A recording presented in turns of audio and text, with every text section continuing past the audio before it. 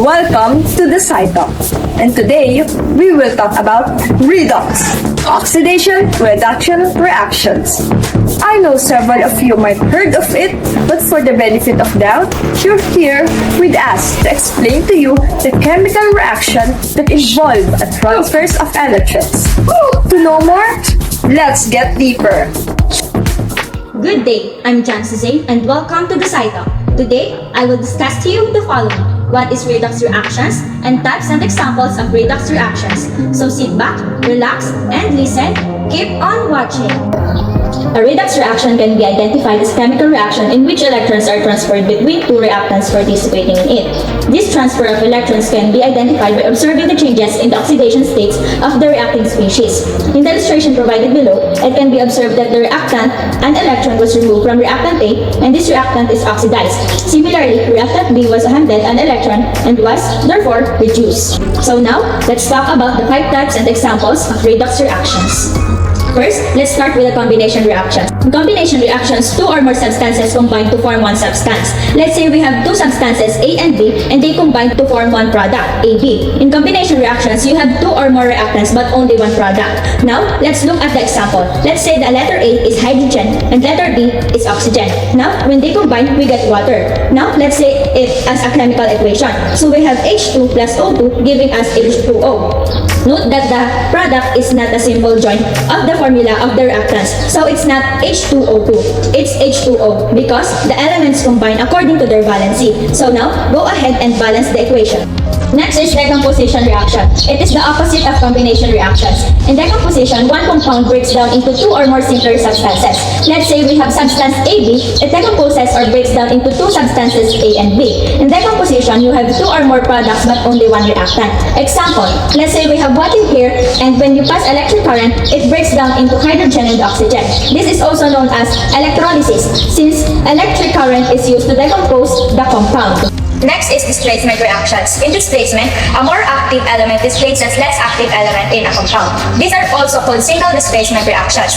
So let's say here we have element A and compound B, C. Now A is more reactive than B, so it's going to displace or push off B and combine with C. So now B is alone. So we have AC plus B. Now, how do we know which element is more reactive than the other? In chemistry, we have a reactivity series. Here's what it looks like for metals. Metals on the top are more reactive, and as you move down, the reactivity decreases. And this is also reactivity series for non-metals. Now, let's look at some examples of displacement reactions. Let's say we have zinc and hydrochloric acid. Now, since zinc is more reactive than hydrogen, according to the reactivity series, it can displace it, so we get zinc chloride plus hydrogen.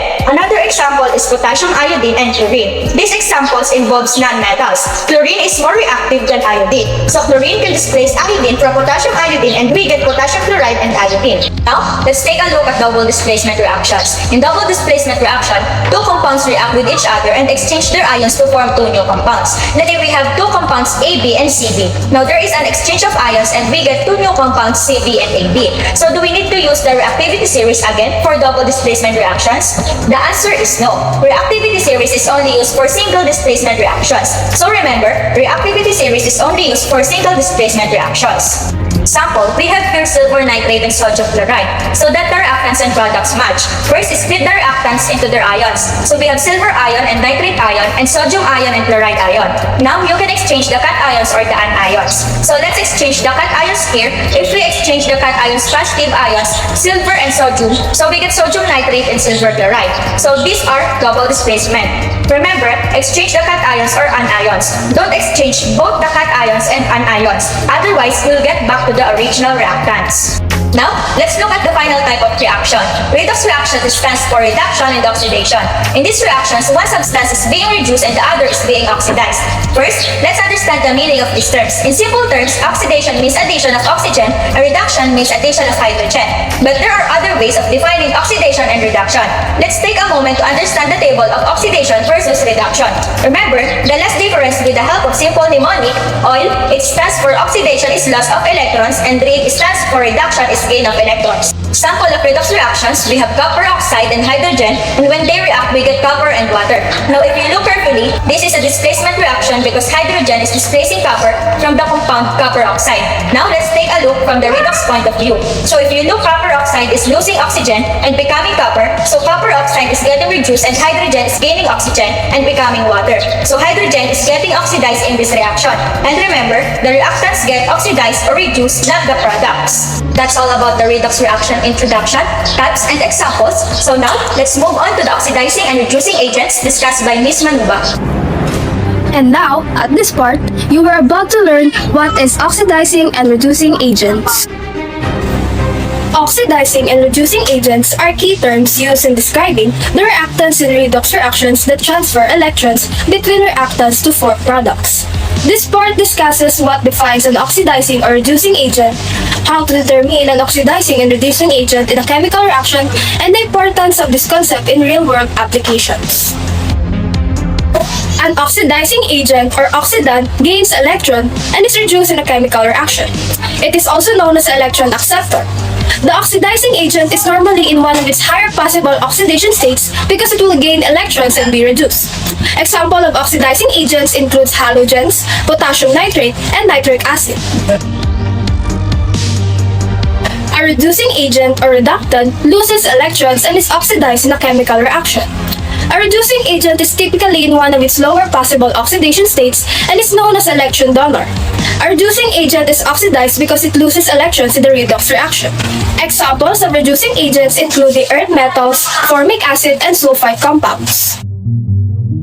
A reducing agent reduces other substances and loses electrons. Therefore, its oxidation state increases.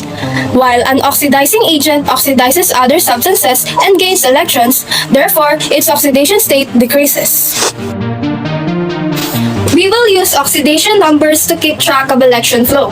These are like hypothetical charge values for each atom in a molecule, but they are not actual electrical charges. Here are some rules for signing oxidation numbers. For an element, the oxidation number is always 0. If it's monatomic ion, the oxidation number is the same as the charge on the ion. Oxygen is almost always -2 except for in peroxides, so we can usually assume -2. For a neutral molecule, oxidation numbers must add up to 0. So if the oxygens in carbon dioxides are each -2, the carbon must be +4. For polyatomic ion, the oxidation numbers must add up to the charge on the ion, and hydrogen is almost always +1. Using these numbers for oxygen and hydrogen, we can usually assign all the other numbers accordingly. Let's take a look at this reaction. On the left, we have elements, so those have oxidation numbers of 0. On the right, we know oxygen will be -2 and there's 3 of them, so we need iron to be +3 for everything to add to 0. This means the iron was oxidized since its oxidation number increased.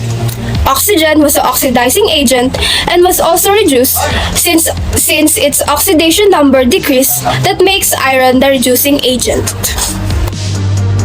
Oxidizing and reducing agents are important in industrial applications. They are used in processes such as purifying water, bleaching fabrics, and storing energy, such as in batteries and gasoline. Oxidizing and reducing agents are especially crucial in biological processes such as metabolism and photosynthesis.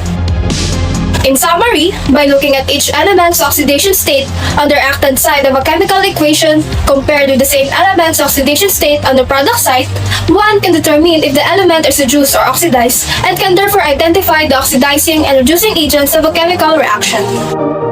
So now, let's proceed to balancing redox reactions.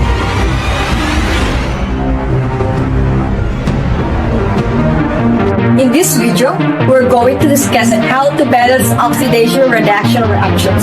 Before we get started, let's have a quick recap of redox reactions actually are. And these are reactions where the transfer of electrons between the atoms during the course of the reaction itself. And this transfer of electrons, we notice causes a change in charges. We have elements that gain electrons, and as a result, our charge goes down. We have elements that use electrons, and as a result, their charge goes up. And now, when we're going to balance this reaction, we need to worry about conserving. That's what balancing is all about. We have to conserve and balance for the number of atoms and its product. We cannot gain or lose atoms during the process of the chemical reaction. What's new in redox reactions is that we also need to balance for the number of electrons gained during the reduction process and the number of loss during the oxidation process. That number gained and number of loss must be the same from the very beginning to the end of reaction to ensure that no electrons have disappeared from our universe. Here are three types of redox reactions that will be responsible for balancing reactions. These are neutral conditions, the easiest among the three. Then we have acidic conditions. Acids are solutions that contain atoms with an H plus ion that defines them as acid. And lastly, basic conditions. Basic are solutions that contain reactions with OH minus ions, the hydroxide ions. With the help of the extras H plus ions and OH minus, we can use that to help in the balancing process, which will make sense later. Before we move on, you'll notice below we have something already familiar to you, and that is the pH scale level. That is a way of measuring the acidity of our solution. If you recall, pH below 7 are the acid ones, while the pH above 7 described as either alkaline or basic. And of course, at the pH of 7, they're neutral. Now, we are set to the rules for balancing our redox reactions. All we're going to be writing down in a moment is a set of steps to follow to balance all types of redox reactions. So this step will balance neutral, acidic, and basic. But keep in mind that depending on what type you're actually balancing, you may not necessarily need to do all the individual steps. Some steps are specific to acidic, some steps are specific to basic, and some steps apply in all three cases. So here are steps in balancing redox. You can pause the video or write these rules down yourself.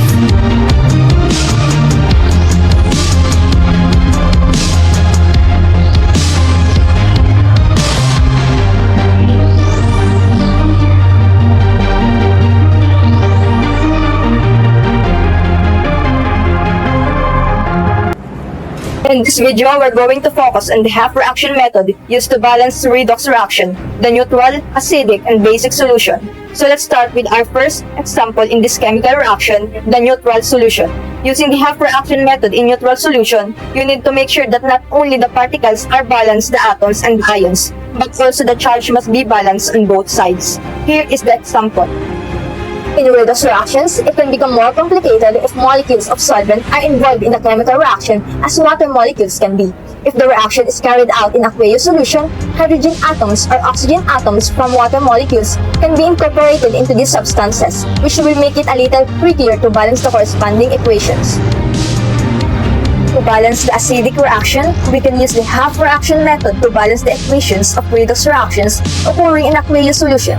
In this method, a redox equation is separated into two half reactions, one involving oxidation and one involving reduction. Each half reaction is balanced for mass and charge, and then the two equations are recombined with appropriate coefficients so that the electrons cancel. To balance more complex redox equations, it is sometimes necessary to add hydrogen ions and water molecules, a reaction that occurs in acidic solution. In this video, we'll walk you through this process for the reaction between dichromate ion reacting with iron 2+ to yield with chromium 3+ and iron 3+. If this is occurring under basic conditions, the algorithm will just be a little bit different, but it will start out by balancing as though we are under acidic conditions. When balancing equations for redox reactions occurring in basic solution, it is often necessary to add OH- or hydroxide ions, and also to add water molecules to fully balance the equation. In this example, we have solid silver reacting with zinc 2 plus to become the silver oxide and solid zinc. There you have it. It's time to wrap up redox reactions. Thanks for watching. Peace out.